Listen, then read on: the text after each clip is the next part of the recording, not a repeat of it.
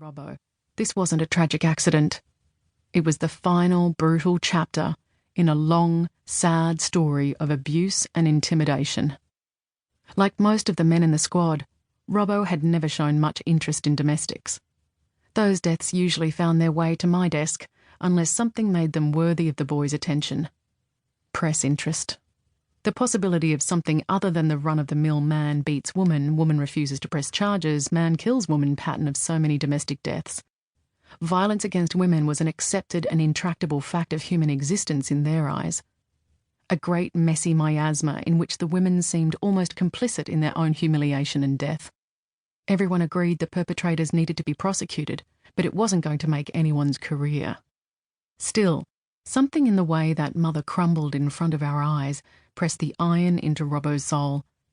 He pursued that case like the consummate professional he is, interviewed everyone who'd ever crossed paths with the couple as well as past girlfriends and mates right back to school days.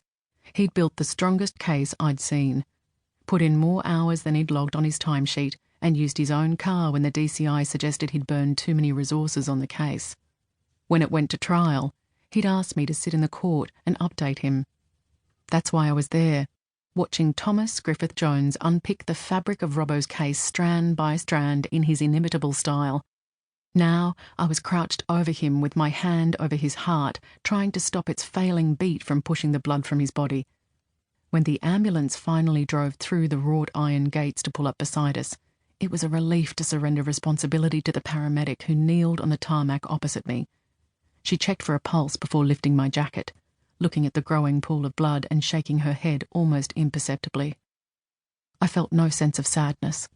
Perhaps this was what justice looked like outside our system. Then I thought of his family, his parents, and did he have a wife? Kids? As I stood to let the second paramedic drape a blanket over the body, I thought of my girls, of the call I hoped they'd never get, the call to tell them I'd been killed in the line of duty. Every life had value to someone. That's why I'd become a cop, why I'd worked my way up through the ranks to homicide. As the white waffle blanket slowly turned red, I noticed the onlookers for the first time. A crime scene crowd is a peculiar beast. Transformed from a group of individuals into a kind of collective consciousness, they moved with the fluidity of water as they pressed closer to get a better look. I might not have had much respect for the deceased in life, but that didn't mean I'd let his death become a circus. "Step back, please." I brandished my warrant card, and people reared back like vampires facing garlic. 2 squad cars drove in through the gates and stopped behind the ambulance with a screech of tyres. Uniformed officers spilled out onto the tarmac. I took what must have been my first full breath since the body had fallen. "Jesus, Hart, what have you done?"